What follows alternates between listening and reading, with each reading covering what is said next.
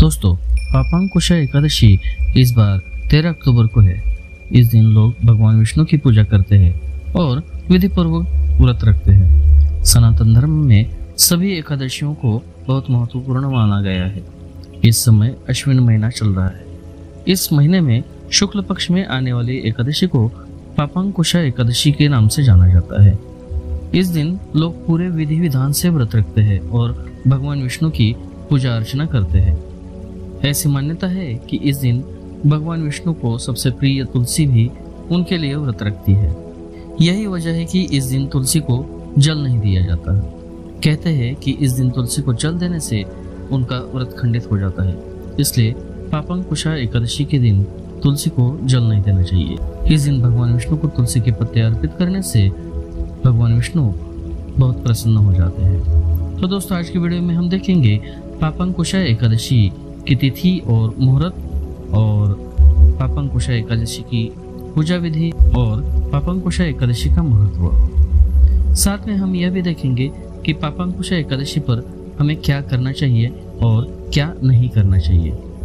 दोस्तों, हिंदू पंचांग के अनुसार अश्विन माह के शुक्ल पक्ष की एकादशी तिथि यानी 13 अक्टूबर को पापांकुशा एकादशी है। इस दिन पापांकुशा एकादशी का व्रत रखा जाता है। एकादशी की तिथि 13 अक्टूबर को सुबह 9:08 से शुरू होगी और 14 अक्टूबर सुबह 6:41 पर समाप्त होगी। व्रत का पारण 14 अक्टूबर को किया जाएगा। अब देखते हैं कि पापांकुशा एकादशी की पूजा विधि।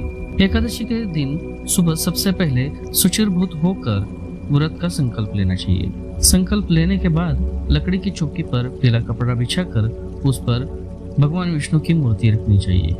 विधि विधान से पूजा करें और भगवान को पंचामृत से स्नान करवाएं। उसके बाद पीले फूल और पीली मिठाई भगवान को अर्पित करें। पूरे दिन व्रत रखना चाहिए और रात को भगवान विष्णु के विष्णु सहस्त्र नाम का पाठ करना चाहिए। अगले दिन यानी द्वादशी को दान दक्षिणा देकर व्रत खोलना चाहिए।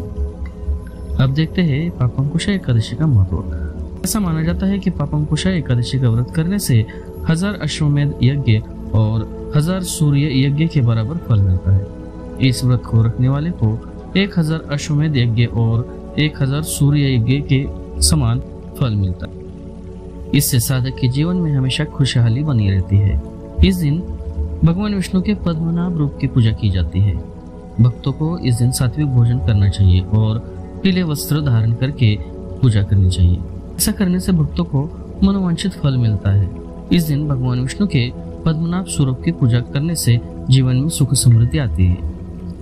दोस्तों, अब देखते हैं पापांकुशा एकादशी पर क्या करना चाहिए और क्या नहीं करना चाहिए। पापांकुशा एकादशी के दिन तुलसी पूजा के कुछ खास नियम हैं।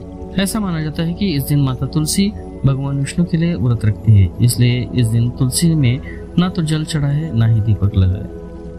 माता तुलसी को जल चढ़ाने से और दीपक लगाने से ऐसा माना जाता है कि माता तुलसी के व्रत में बाधा आ सकती है। एकादशी के दिन तुलसी माता की पूजा से वैवाहिक जीवन में खुशहाली आती है। इसलिए इस दिन तुलसी माता को सुहाग की चीजें चढ़ाने और 11 परिक्रमा करने का विधान है। ऐसे करने से जीवन में अच्छे परिणाम प्राप्त होते हैं। मान्यता है कि सुहाग का सामान चढ़ाने से और परिक्रमा करने से तुलसी माता प्रसन्न हो जाती है और हमें आशीर्वाद देती है। इससे पति पत्नी के बीच प्रेम बना रहता है, घर में सुख समृद्धि आती है। तो दोस्तों, आज की वीडियो में बस इतना ही। ऐसी ही रोचक जानकारी के लिए इस चैनल को सब्सक्राइब करें, इस वीडियो को लाइक करें, इस वीडियो को अपने परिजनों के साथ शेयर करें। धन्यवाद।